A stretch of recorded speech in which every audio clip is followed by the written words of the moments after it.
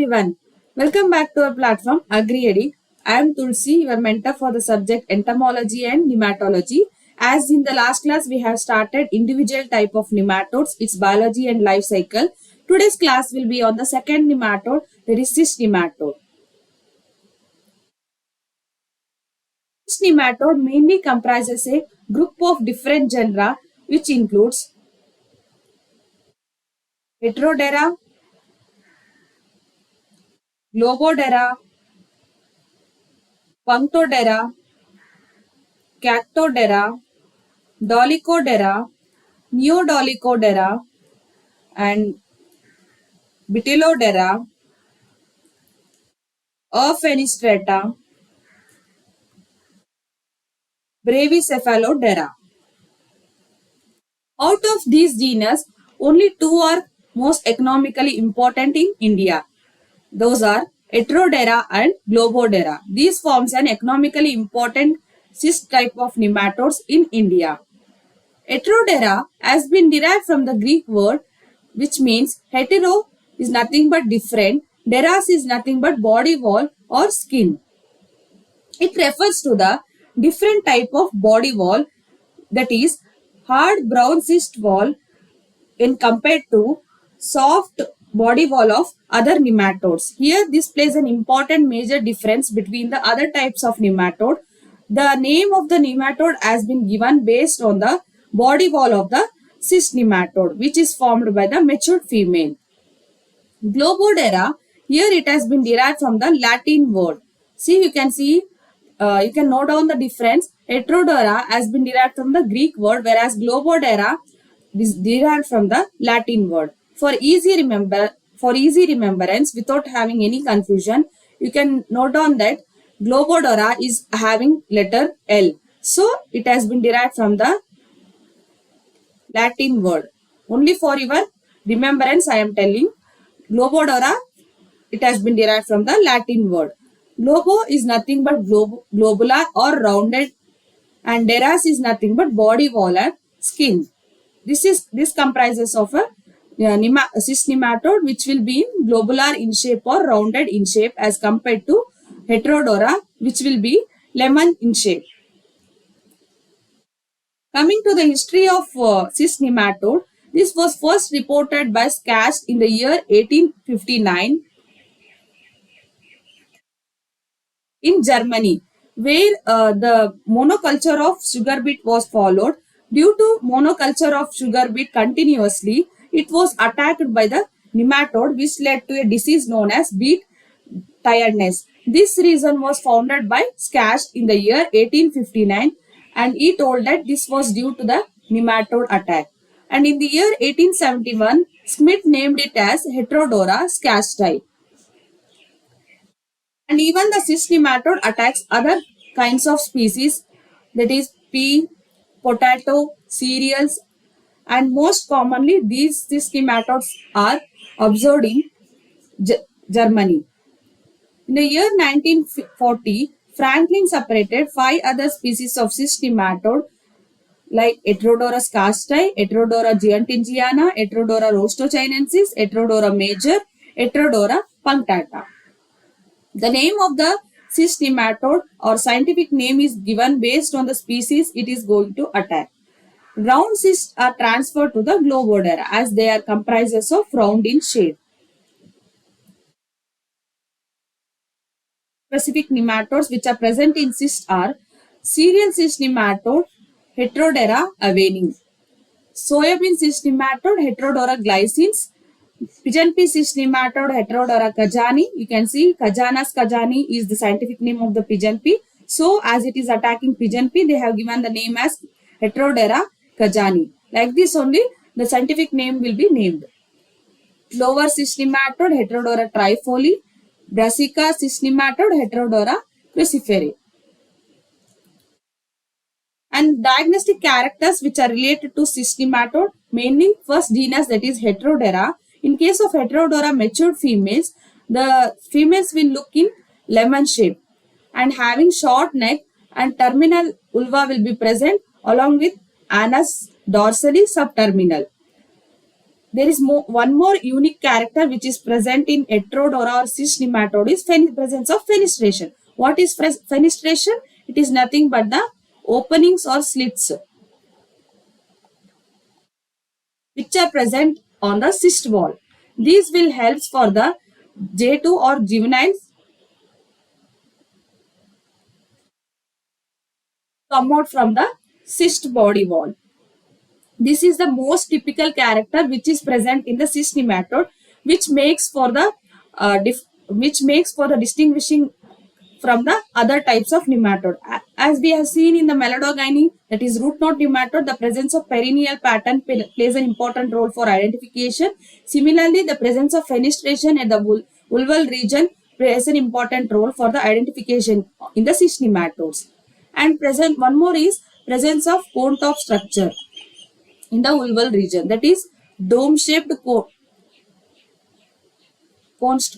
top structure will be present where in the vulval region. On the vulval only fenestration will be present, which plays an important role in identification between the species. Fenestrations are of three types, that is ambifenestrate, bifenestrate and circumfenestrate. In case of Heterodera, ambifenestrate or bifenestrate can be seen, whereas in Globodera, circumfenestrate can be seen.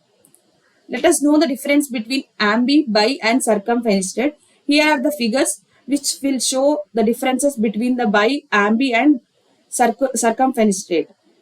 In case of bifenestrate and ambifenestrate, the main similarity is presence of two slits or two openings.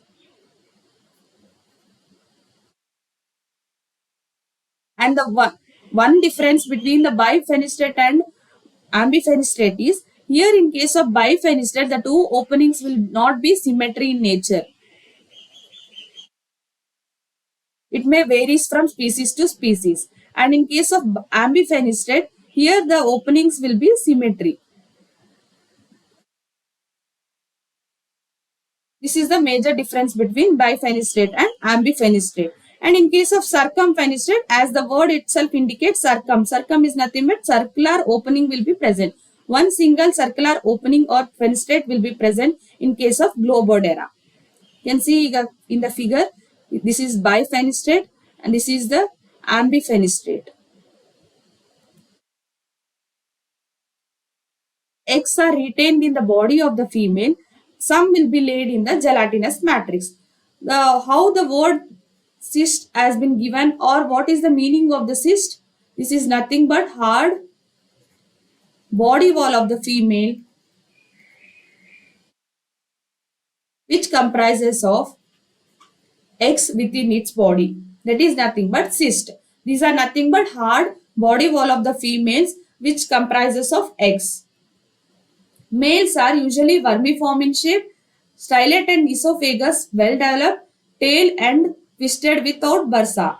Here you note down the point, without bursa. In similar manner as in case of root knot nematode also, absence of bursa we can see. Here also in cyst nematode, there is no bursa. Spicules robust and gubernaculum will be simple. Whereas the second stage juvenile, which is the infective stage in cyst nematode,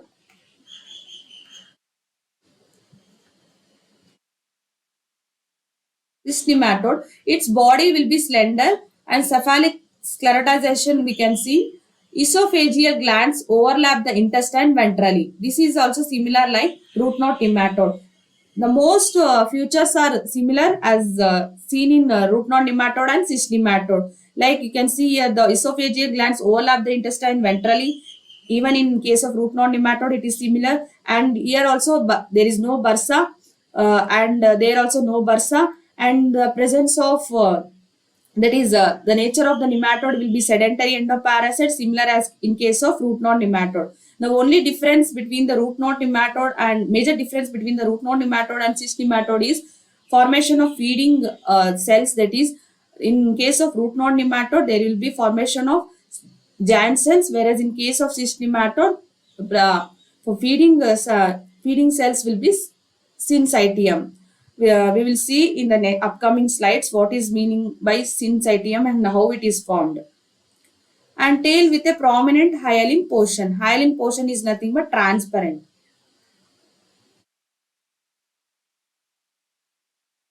Esophageal glands overlap the intestine ventrally. In case of some nematodes like burrowing nematode, esophageal glands will overlap the intestine dorsally. Like these taxonomic characters, you have to note down for the exam point of view. Next is Globodera. Globodera as itself, it will indicates the circular in shape.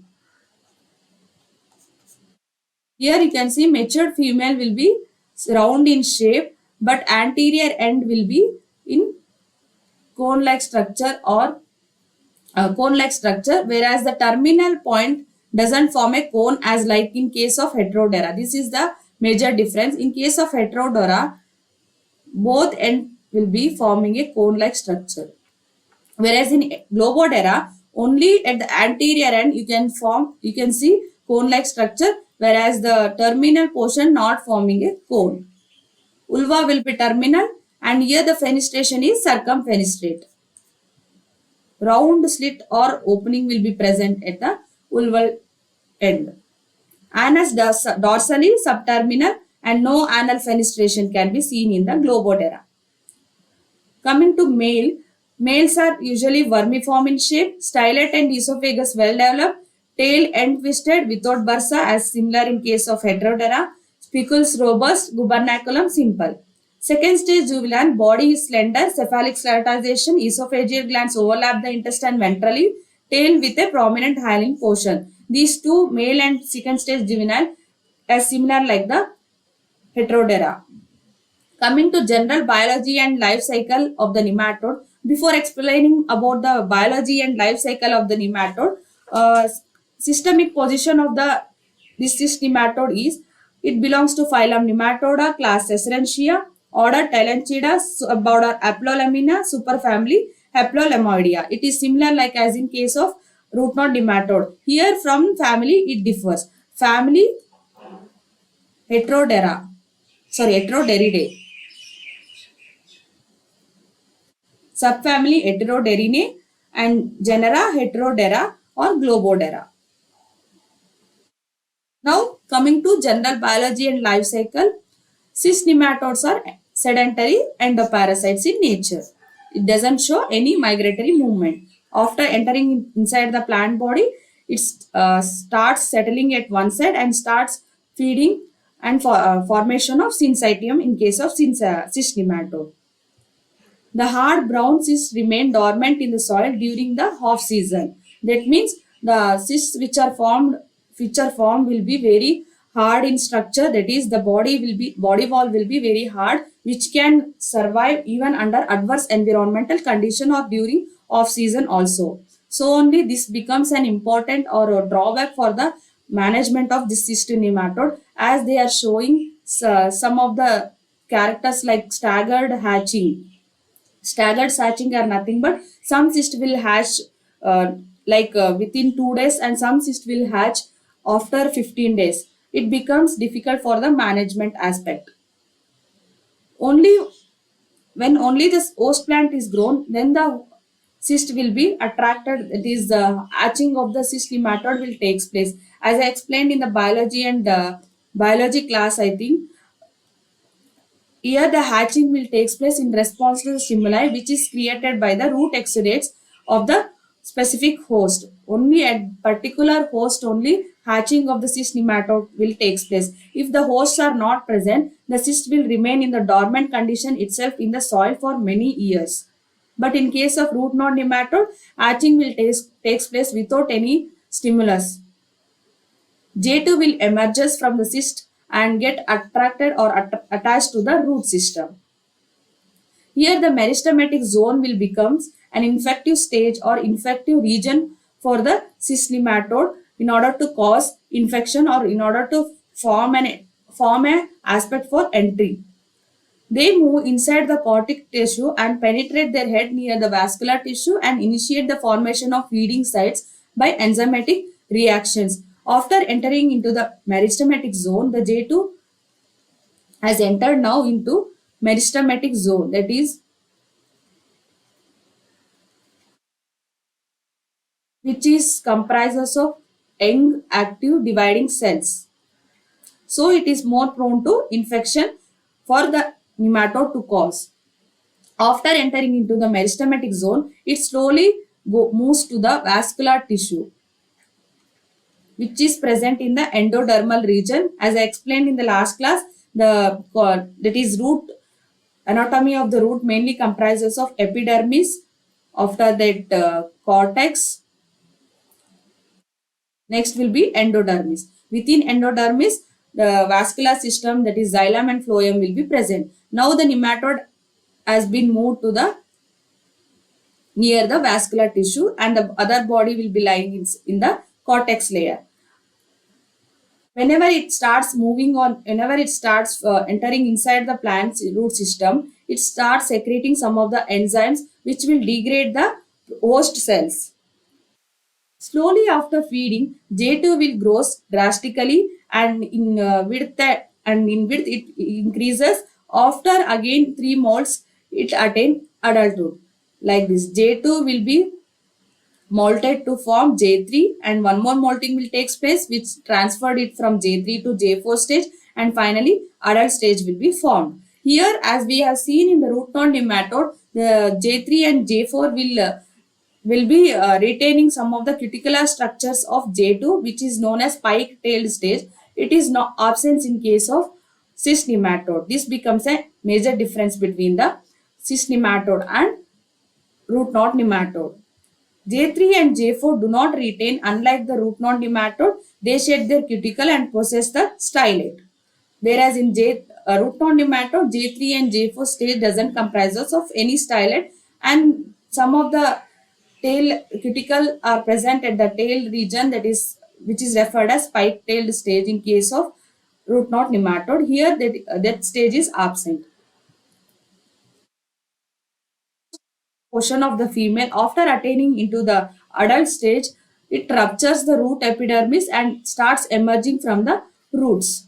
You can see in the picture, these are nothing but the cysts which are formed at the root region. Cysts are nothing but female body.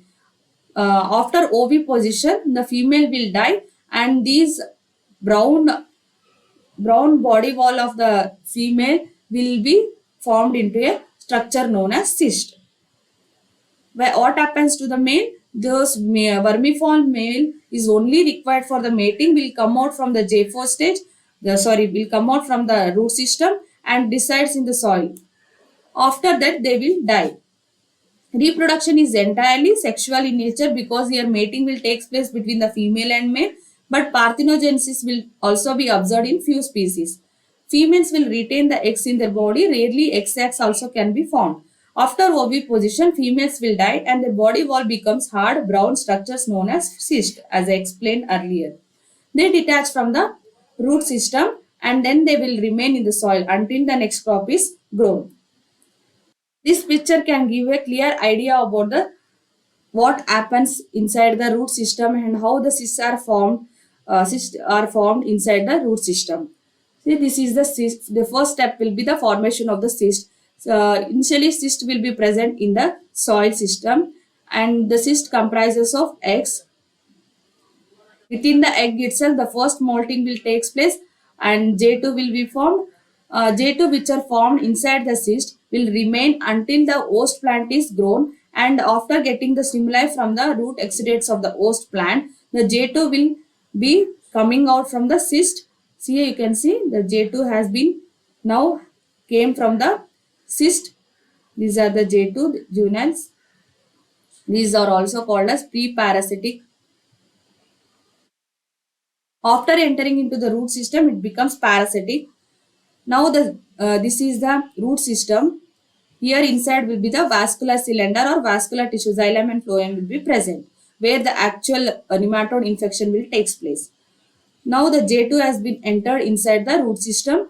It is the cortex layer, and the J2 stage will get attached to the root system, that is near the vascular tissue, where it starts feeding. These are the cells which are present in the endodermis, where it starts feeding. Here after some time it turns into J3 stage, where again the nematode body will start, the posterior body will start uh, becoming swollen. After that, again the molting will take place, which leads to the formation of J4 stage. And here the J4 stage, after that one more molting will take place, which leads to the formation of adult female. In the similar manner, we can, if we consider male, here the J2 stage has been entered and it starts feeding, and J3 is formed. Here J3 male is formed, and again the within the cuticular layer of the J2, J3 stage, the males will be J4 stage will be formed. After that, the adult male will be formed. You can see in the picture, this is the adult male. Through the process in from J2 to J adult stage, there is a formation of feeding area or feeding cells which are known as syncytium. This is most important in case of cyst nematode.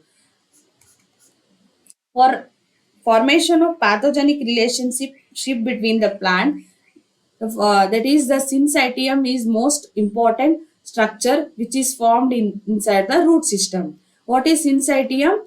Here the cells which are present in the, that is inside the endodermis, pericycle, xylem, phloem, these are mainly involved in the formation of syncytium. The cells which are present inside the endodermis, those cells will get dissoluted. That means cell dissolution will take place.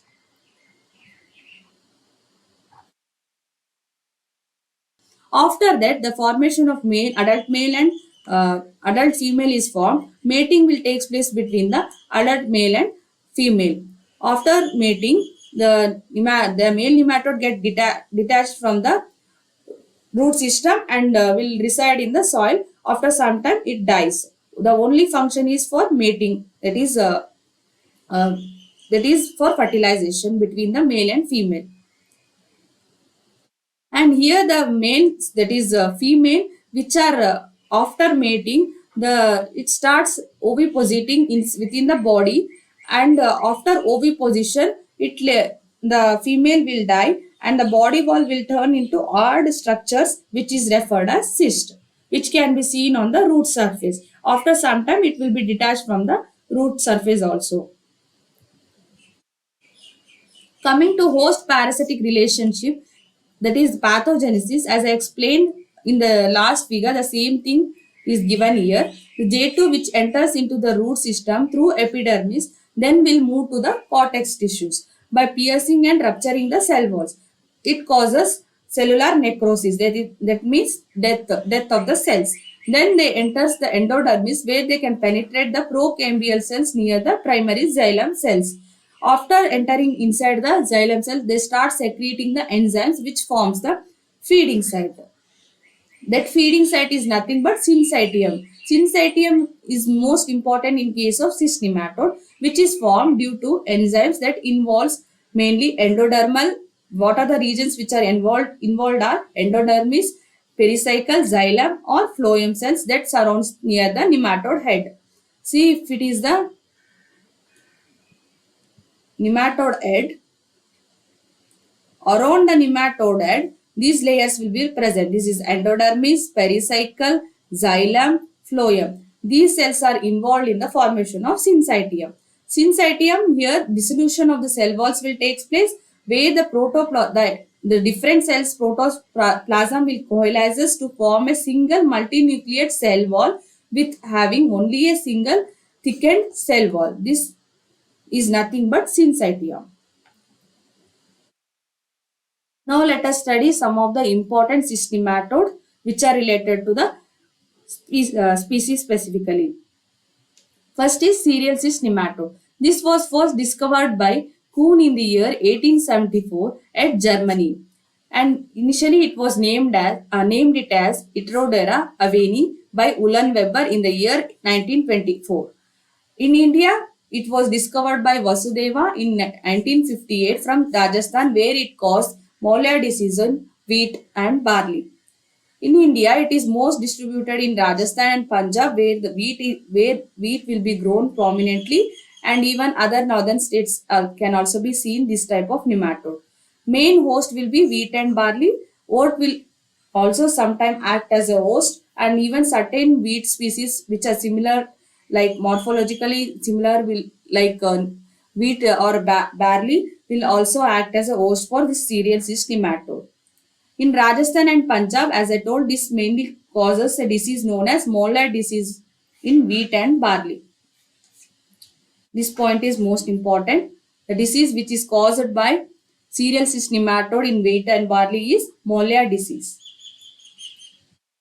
Coming to biology and life cycle, here the body of the female will be lemon shape, which is having a brown cyst, and each cyst will comprises of around 400 eggs within its, and they detach from the roots and remain in the soil, undergo first molting in egg itself, and J2 after molting will come out from the egg in response to the stimuli or root exudates of the host plant, that is it may be wheat or barley. After hatching from the, that is from the cyst, it further development will takes place of, after entering inside the plant root system. Here the development of the females are lemon shaped, white pearly, visible through the naked eyes as white dots. If there are root system, body of the female can be, that is cyst can be seen easily through our naked eyes as like white pearly appearance on wheat and barley. This is the major symptom or typical symptom in case of cyst nematode, which becomes an identification for the cyst nematode, and we can, by identification we can go for management methods. Females will lay eggs inside and attain creamish or brown color, and as soon as it oviposits, after that it dies, and one generation can be completed in 1 year. You note down this point. Only one generation will be completed within a year. Coming to symptoms, which was particular with the cereal cyst nematode. Here, most normally symptoms will be stunted growth and chlorosis. These are the most common symptoms which can be observed in all types of nematodes. With continuous cropping of the hose, patches can be seen. That is patches. That is symptoms of like in a field. Patches symptoms of stunted growth.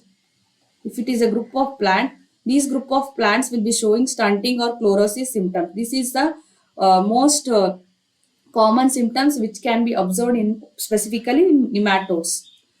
Tillering is greatly reduced and kernels become thinner and weaker, where the plants will plants will flower prematurely, and here the earheads will bear only fewer grains, which reduce the yield.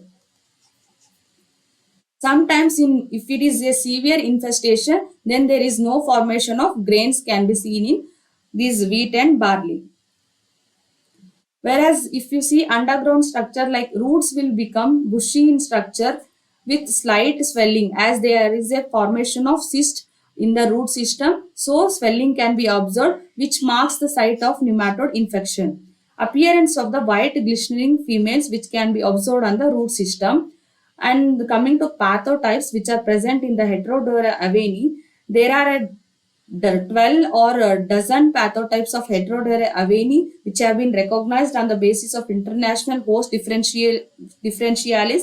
Out of those 12, only two pathotypes that is are present in India are HA, that is Heterodora aveni 31 and 41. These are the two important pathotypes which are present in the India. Coming to management practices which are only specifically for cyst nematode, or now as we are dealing with cereal cyst nematode, mainly cultural methods like Heterodora aveni, as it is mostly host specific in nature. Then we can go for growing of non-host crops in by following crop rotation management practices. If we are growing, that is wheat, next in next season we have to grow non-host crops like mustard, chickpea, coriander, cumin, fenugreek, carrot, which is not a host for this cereal cyst nematode. After that, you can as a common practice, 2 to 3 deep plowings during May or June, which will expose the cyst nematodes, that is which are present inside the soil, and due to desiccation it will be died. Early sowing of the wheat that is early sowing by a fortnight. That means before 15 days, sowing should be carried out in order to prevent the attack of cyst nematode.